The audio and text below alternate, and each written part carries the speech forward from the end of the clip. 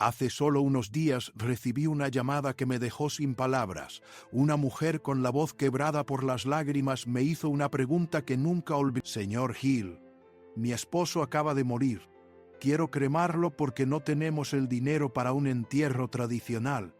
Pero mi madre dice que si lo hago, no resucitará en el día del juicio. ¿Es cierto? Estaré condenando a mi esposo si lo cremo. Y mientras escuchaba su angustia, me di cuenta de algo extraordinario. En todo el mundo millones de cristianos se hacen exactamente la misma pregunta, porque algo ha cambiado en nuestra sociedad. Donde antes había tumbas, ahora hay hornos. Donde antes había cementerios, ahora hay urnas. La cremación se está extendiendo como nunca antes en la historia. En países como Estados Unidos, más de la mitad de la población ya elige el fuego sobre la tierra. Pero aquí está el misterio. Aquí está la pregunta que nadie se atreve a hacer en voz alta. Si Dios prometió resucitar nuestros cuerpos en el último día, ¿qué sucede cuando esos cuerpos ya no existen? ¿Cómo puede alguien que ha sido reducido a cenizas levantarse de entre los muertos? ¿Puede el Todopoderoso reconstruir lo que el fuego ha consumido? Soy Napoleón Hill y durante décadas he dedicado mi vida a proclamar la verdad y a responder a la luz de las Escrituras las preguntas que muchos prefieren evitar. He viajado por el mundo, he hablado con teólogos, científicos, historiadores y he leído textos antiguos en bibliotecas. He asistido a funerales en los 5 continentes y lo que descubrí sobre la cremación y la resurrección puede cambiar para siempre la forma en que entendemos la muerte. Porque, verán, la respuesta no está donde todos buscan, no está en los manuales de las funerarias, no está en la ley de la Iglesia. La respuesta está escrita en un libro de 2000 años de antigüedad, y lo que ese libro revela es tan sorprendente, tan inesperado, tan diferente de lo que muchos han aprendido, que cuando terminen de escuchar lo que tengo que decir, nunca volverán a ver la muerte de la misma manera. Pero antes de llegar a las respuestas, antes de descubrir lo que la Biblia realmente dice, necesitamos entender algo fundamental. ¿Qué es exactamente la cremación y por qué se ha convertido de repente en la elección de millones? Permítanme describir algo que la mayoría de la gente nunca verá. He estado en varios crematorios, vi el proceso y les aseguro que es algo que no se olvida fácilmente. El cuerpo, ese cuerpo que una vez caminó, habló, amó y lloró, se coloca dentro de una cámara de cremación. No es un simple horno. Es una estructura diseñada específicamente para alcanzar temperaturas de entre 800 y 1000 grados centígrados. El calor es tan intenso que el aire mismo parece vibrar, y entonces comienza el proceso. En cuestión de minutos la carne empieza a consumirse, los tejidos blandos se evaporan, los órganos internos, el corazón que una vez latió con emoción, los pulmones que respiraron el aire fresco de las mañanas de primavera, desaparecen entre las llamas. En menos de 3 horas, todo lo que queda son fragmentos de hueso blanquecinos, pero ni siquiera esos huesos permanecen intactos. Se colocan en una máquina que los pulveriza, transformándolos en un polvo fino que llamamos cenizas. Y ese polvo, esos restos que caben en una urna del tamaño de una caja de zapatos, es todo lo que queda físicamente de una persona que vivió 70, 80 o 90 años en este planeta. Las cenizas no son como la tierra. No tienen una forma identificable. Son partículas minerales grisáceas que se escurren entre los dedos como arena muy fina. Algunos las guardan en urnas decorativas. Otros las esparcen en lugares significativos. El mar, una montaña, un jardín. Y otros aún las conservan en casa. En un instante, como si la presencia de esas cenizas mantuviera de alguna manera vivo el recuerdo del ser querido. Todo es rápido. Todo es limpio, todo es moderno y para muchos todo es profundamente inquietante, porque durante siglos, durante milenios, los seres humanos trataron a sus muertos de maneras muy diferentes. Pero algo cambió, y cambió rápidamente. En solo 2 generaciones hemos sido testigos de una revolución completa en cómo tratamos a nuestros muertos. Cuando yo era niño, la cremación era prácticamente inexistente en los países cristianos. Era algo que otras culturas hacían en lugares lejanos. En Occidente se enterraba, siempre fue así. Era la tradición, era lo correcto, era lo cristiano. Pero hoy, en la mayoría de los países predominantemente cristianos, la cremación se ha convertido en la opción preferida sobre el entierro. En algunos lugares, más del 60% de las personas eligen ser cremadas. ¿Qué causó un cambio tan profundo y rápido? La respuesta principal es innegable: el dinero. He investigado los costos de los funerales modernos y son, francamente, escandalosos. Uno decente puede costar miles de dólares, una parcela en el cementerio y tantos otros gastos. Los servicios de embalsamamiento, la preparación del cuerpo, la ceremonia, puede alcanzar fácilmente decenas de miles de dólares para una familia promedio, especialmente en tiempos de crisis. Económicamente, eso es simplemente inasumible. La cremación ofrece una alternativa práctica, es más barata, mucho más barata, es rápida, es sencilla, y cuando estás lidiando con el dolor de la pérdida, cuando estás abrumado por el duelo, lo último que quieres es enfrentarte a la devastadora carga financiera de un funeral tradicional. Pero no se trata solo del dinero, hay otro factor que ha jugado un papel cada vez más importante: el medio ambiente. Piénsenlo, un entierro tradicional requiere madera o metal para el ataúd, requiere tierra, cada vez más escasa en ciudades superpobladas.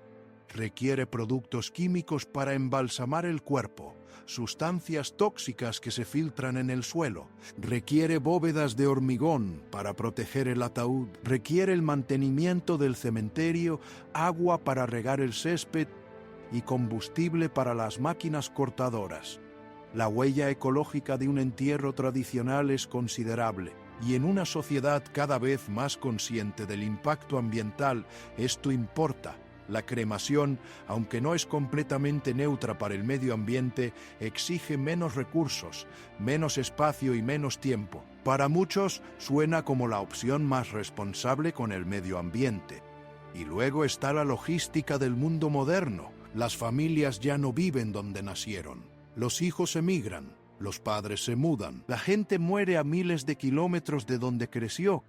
Un cementerio tradicional, con su ubicación fija y permanente, ya no tiene el mismo sentido en un mundo donde la movilidad es la norma. Las cenizas, por otro lado, son portátiles. Se pueden transportar, se pueden dividir entre los miembros de la familia, se pueden esparcir en lugares significativos, ofreciendo flexibilidad en un mundo que ya no se queda quieto. Y finalmente, está el factor cultural. La muerte ya no se trata como antes. Los funerales se han vuelto más cortos. Las tumbas ya no se visitan con tanta frecuencia. El luto público ha sido reemplazado por el luto privado. En medio de este cambio social masivo, la cremación se ha normalizado. Se ve como una opción práctica, rápida, conveniente y sin complicaciones. Pero aquí está la pregunta que nadie se hace. ¿Es esto lo que Dios quiere? Y aquí la investigación se vuelve fascinante porque cuando abres la Biblia buscando una respuesta clara sobre la cremación, lo primero que encuentras es silencio. No hay ningún versículo que diga, no cremarás a tus muertos. No hay ningún mandamiento que lo prohíba explícitamente. Moisés no bajó del Sinaí con una tabla que dijera, el fuego está reservado para el juicio, no para los cuerpos de los fieles. Pero tampoco hay un versículo que lo apruebe, ningún pasaje que diga, y cremaron al patriarca con honor. Ninguna historia de un profeta cuyo cuerpo fue entregado a las llamas como señal de respeto. El silencio es inquietante porque en la Biblia lo que no se dice es a veces tan importante como lo que se dice, y lo que encontramos una y otra vez es el entierro, siempre el entierro, desde el Génesis hasta el Apocalipsis, desde Abraham hasta Jesús. Los cuerpos se colocan en cavernas, en tumbas, en la tierra misma. Son cuidadosamente envueltos, ungidos con especias, tratados con reverencia y colocados en lugares donde la memoria pueda regresar, donde el amor pueda llorar, donde la esperanza pueda esperar. Pero hay momentos específicos y reveladores en la Biblia en los que los cuerpos fueron quemados, y siempre que eso sucede, el fuego no es un símbolo de descanso o promesa. Es siempre una señal de juicio. Permítanme llevarlos a la historia de Acán, registrada en Josué 7.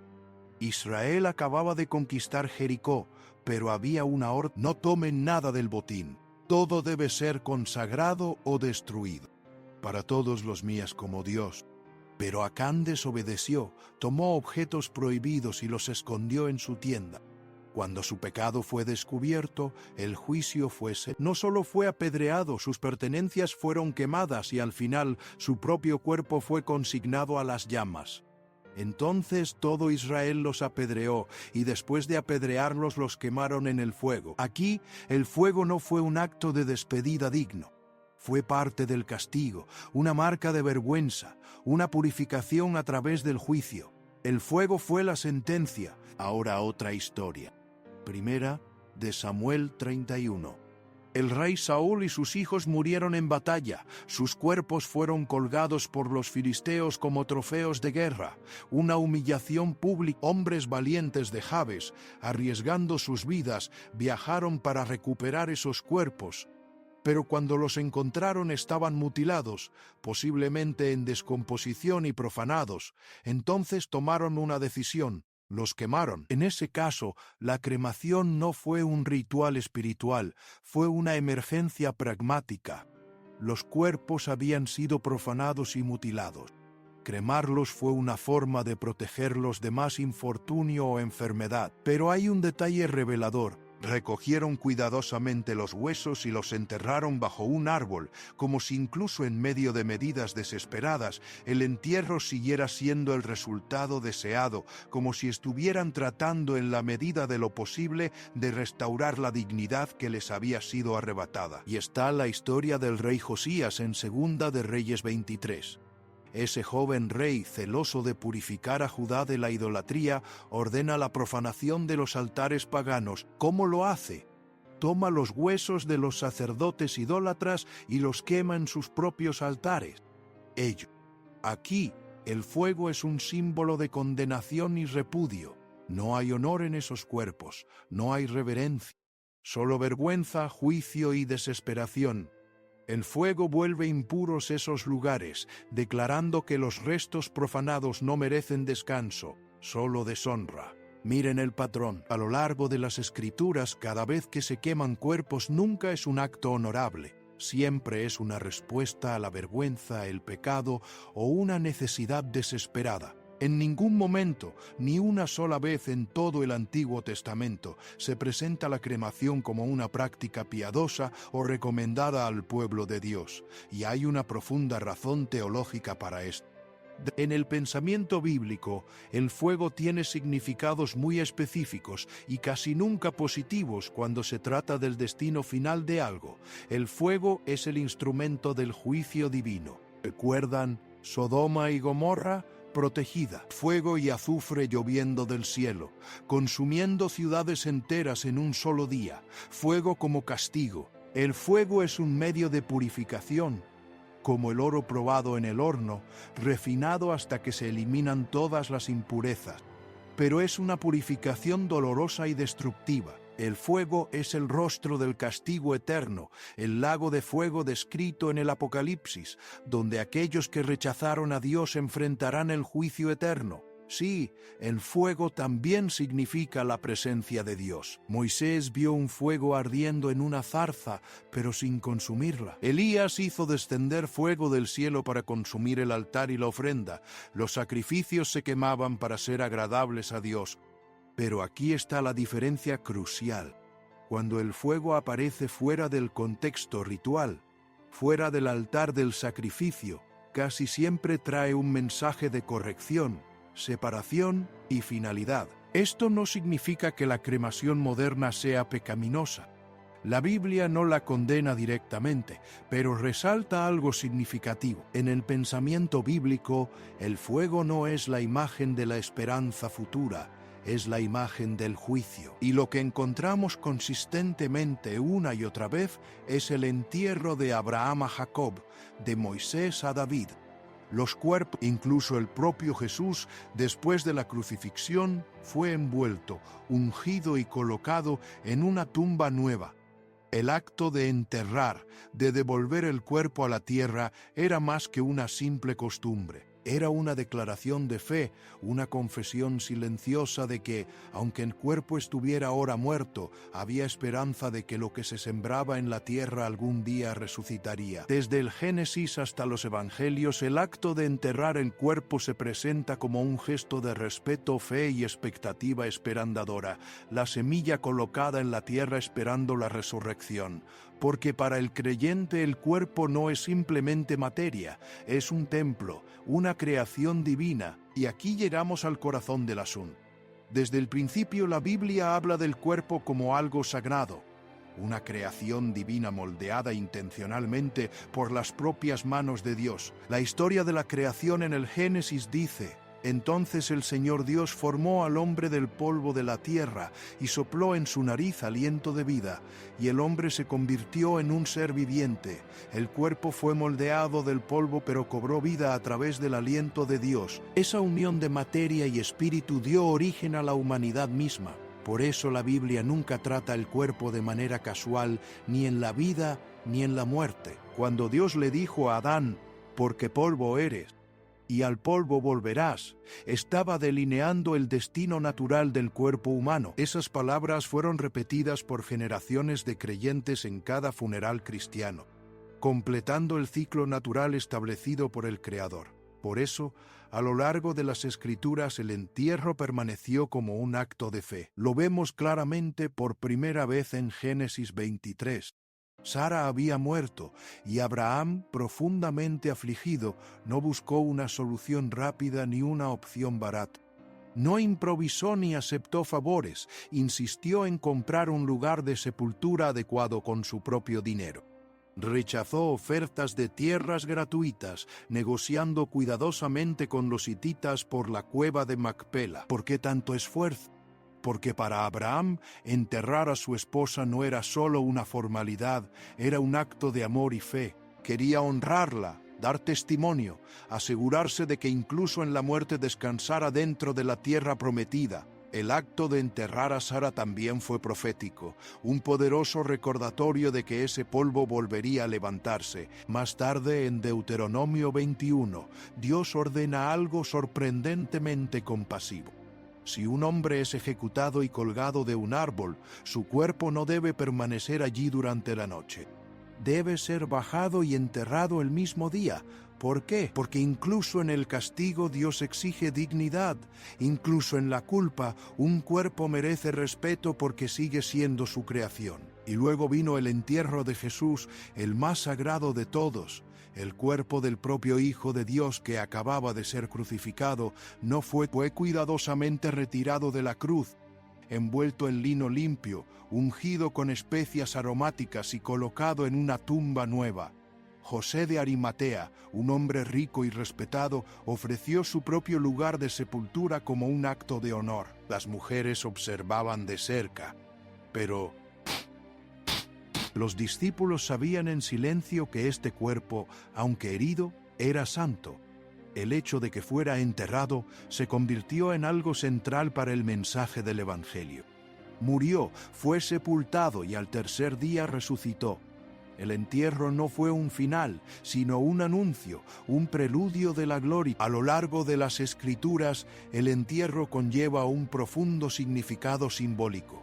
Se convirtió en un símbolo silencioso pero poderoso. La tierra recibe el cuerpo, lo descompone lentamente, y a través de este proceso el creyente espera simbólicamente la resurrección prometida. Por lo tanto, enterrar es plantar con esperanza, significa cubrir con tierra aquello que un día se levantará en gloria. Reconoce que el cuerpo no es un fin, sino un principio.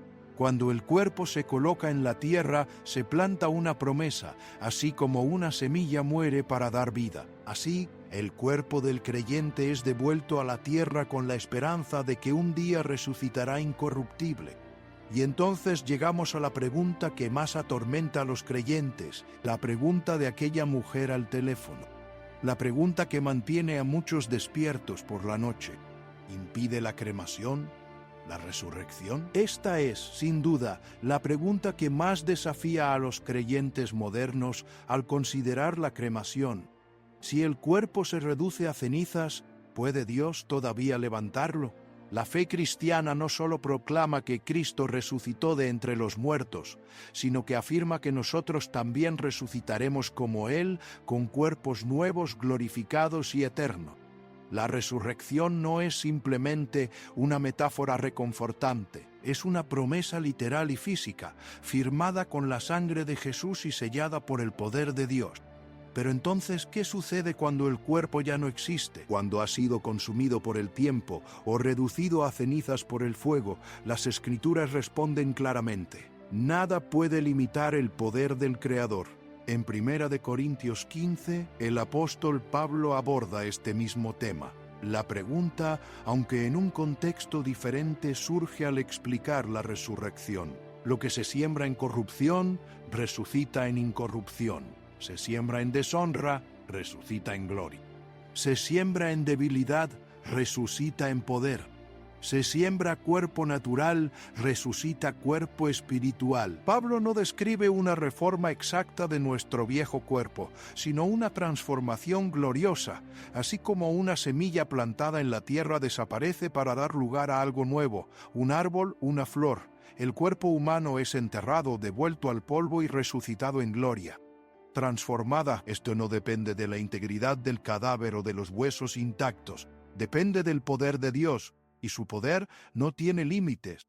No fue Dios quien formó a Adán del polvo, quien ordenó que el barro se convirtiera en carne y la nada en vida. Entonces, ¿por qué dudaríamos de que puede levantar a alguien de las cenizas? No importa si los restos fueron tragados por el mar, esparcidos por las montañas, consumidos por el fuego o devorados por el tiempo. Dios no necesita fragmentos para realizar un milagro. Su palabra es suficiente, y hay algo que muchos olvidan. Muchos de los primeros cristianos no fueron enterrados. Fueron quemados vivos en persecuciones, devorados por fieras, arrojados al mar o abandonados anónimamente en fosas comunes. Los cuerpos de los mártires fueron esparcidos como polvo por imperios enteros, sin tumbas, sin cruces, sin memoriales físicos. ¿Impidió eso está en riesgo su gloria futura simplemente porque no tuvieron un ataúd o huesos preservados? De ningún modo. La resurrección no depende de lo que queda, sino de aquel que nunca olvida. Aunque el mundo los vea como meras cenizas, en Cristo Él los levantará no porque sus restos puedan ser reunidos, sino porque su fe fue inquebrantable. Pablo es claro al decir que Cristo transformará nuestros cuerpos humildes para que sean como su cuerpo glorioso según el poder que le permite sujetar todas las cosas a sí mismo. No dijo que Dios los transformará, y esa transformación no depende de la condición física, sino de su autoridad espiritual. Entonces, ¿afecta la cremación a la resurrección? No, porque el Dios que prometió levantar nuestros cuerpos no está limitado por su condición actual.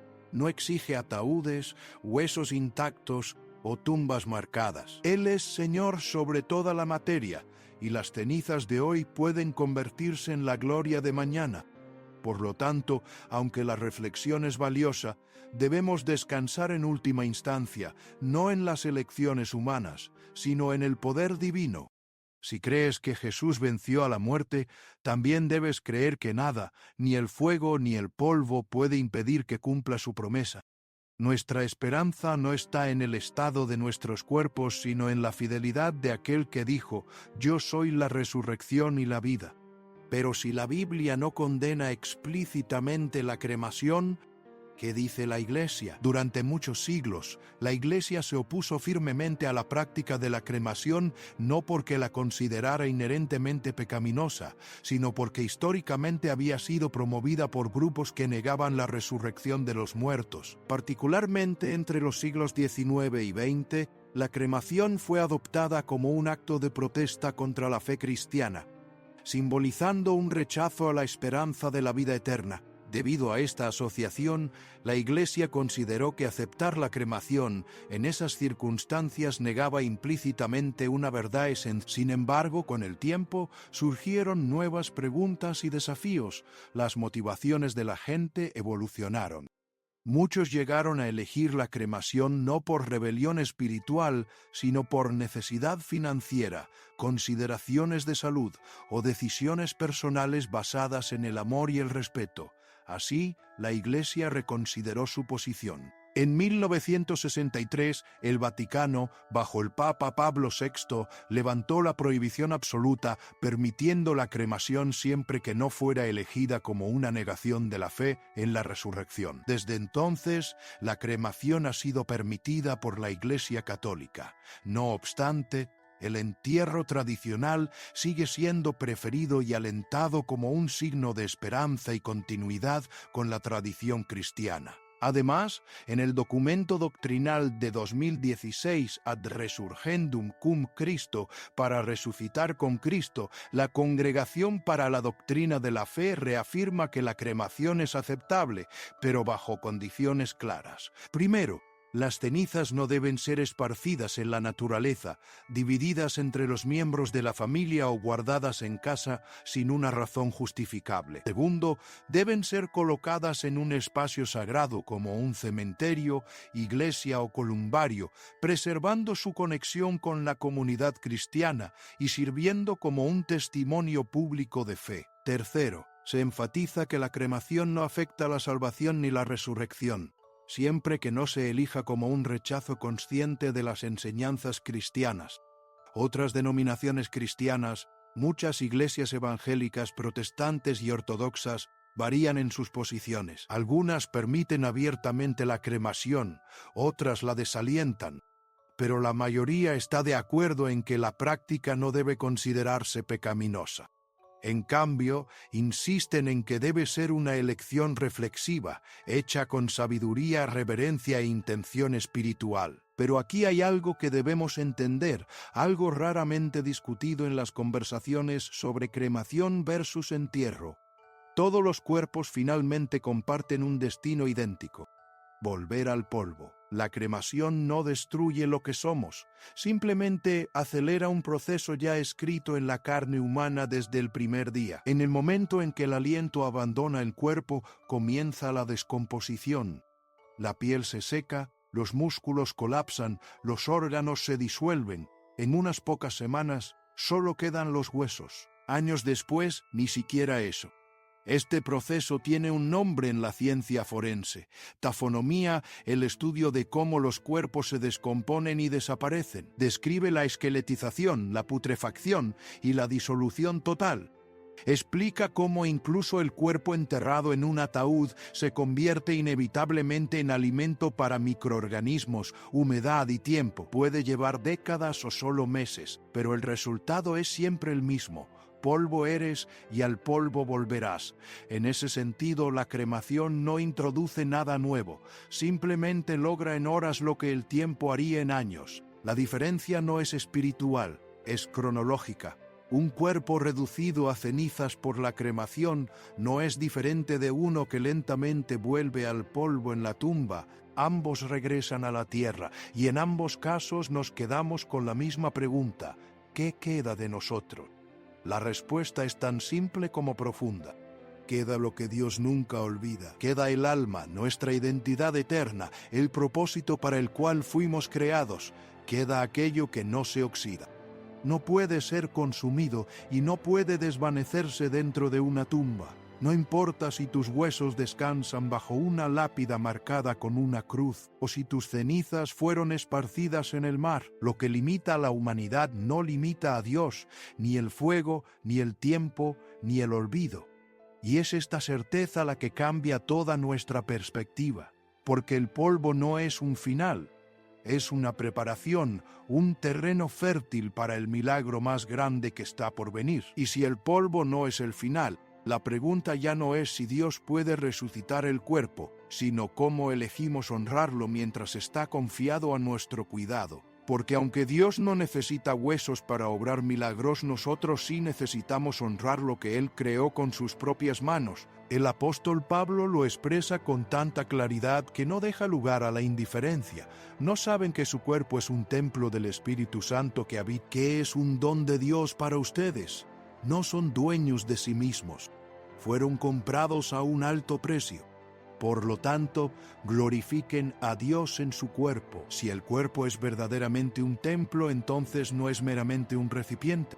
Fue creado intencionalmente, consagrado y utilizado por Dios mismo para cumplir su voluntad en la tierra. Cada acto de compasión, cada oración susurrada, cada herida sufrida por amor, todo sucedió dentro de ese cuerpo. Fue el recipiente en el que se forjó la historia de nuestra fe, y aunque el alma pueda trascender, por lo tanto, la forma en que tratamos los restos mortales no es solo un procedimiento de rutina, es una declaración sobre nuestras convicciones. Nos tratamos como algo desechable o como algo tocado por la eternidad. Nuestras elecciones son guiadas por la reverencia o la conveniencia, por la fe o la practicidad. Enterrar un cuerpo es mucho más que simplemente cubrirlo con tierra, es nuestra forma de declarar: esto fue sagrado y resucitará. La cremación, cuando se realiza con reflexión, respeto y oración, es una declaración poderosa. También puede convertirse en un acto de entrega, pero siempre nos enfrenta a esta pregunta: ¿estoy tratando este cuerpo por lo que realmente fue, un templo del Espíritu Santo o como un objeto sin valor y sin vida?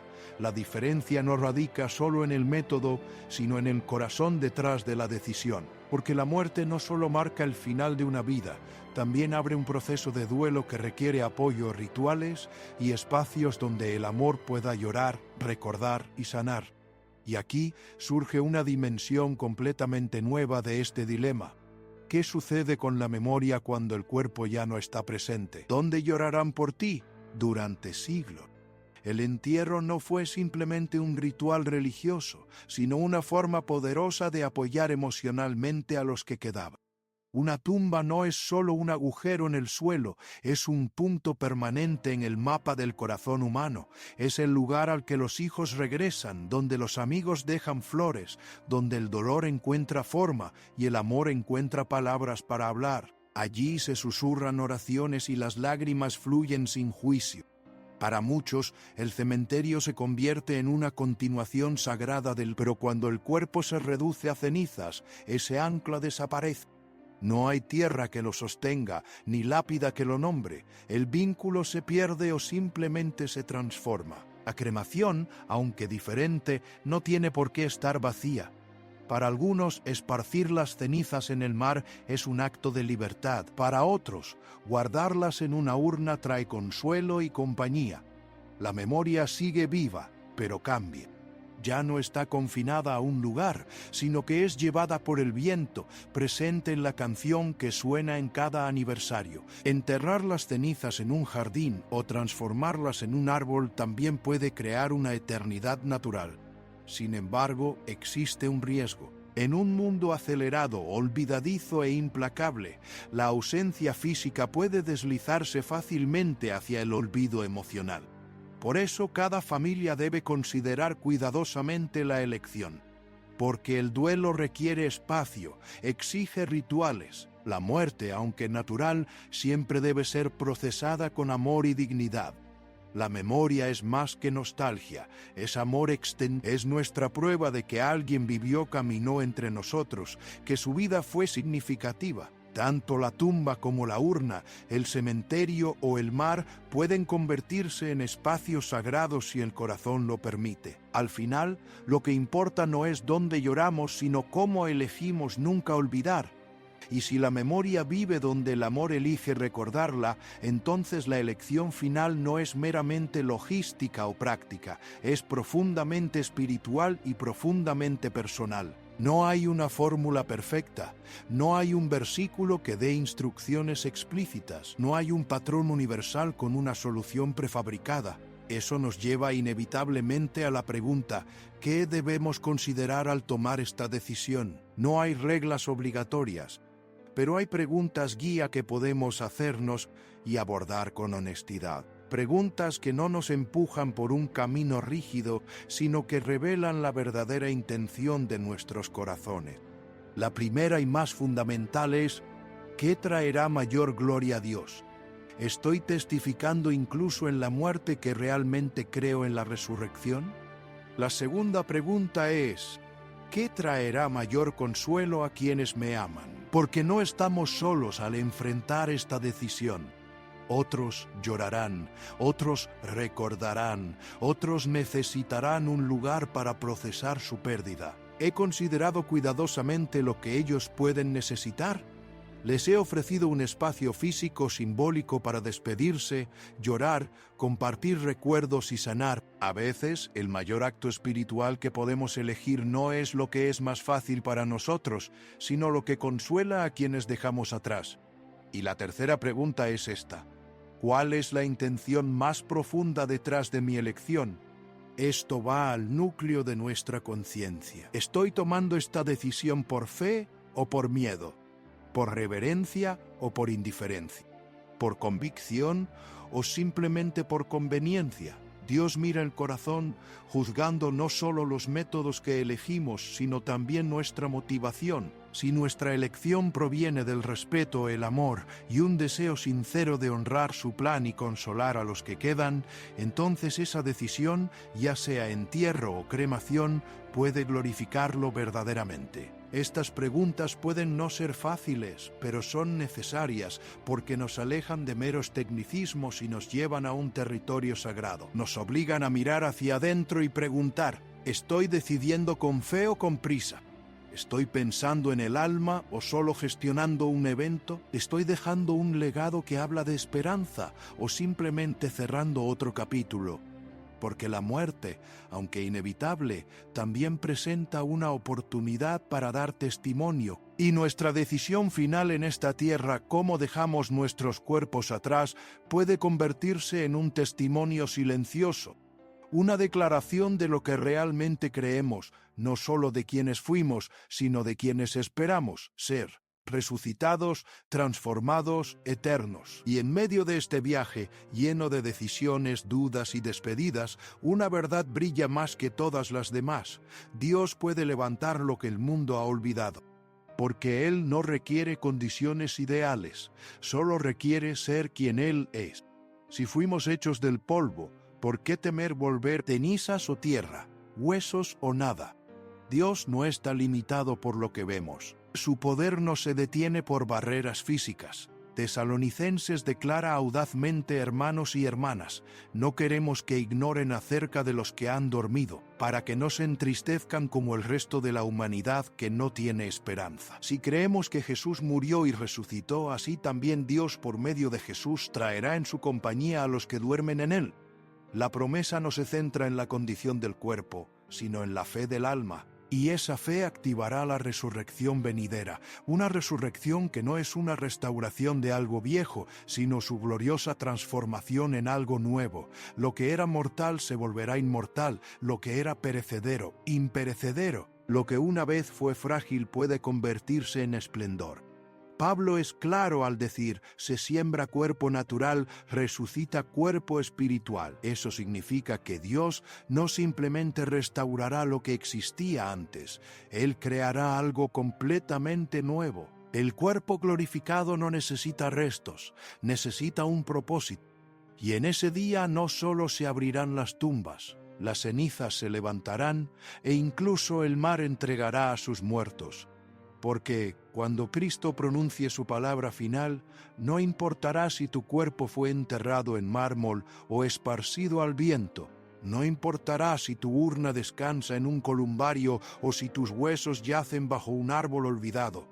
Él sabrá exactamente dónde estás y sabrá exactamente quién eres. Y entonces, en un momento que romperá la historia, los cuerpos se levantarán, las lágrimas serán enjugadas y la muerte será derrotada para siempre. Por lo tanto, no temas al polvo, ni al fuego, ni al olvido. Teme, sin embargo, vivir y morir sin esperanza, porque quien muere en Cristo volverá a vivir.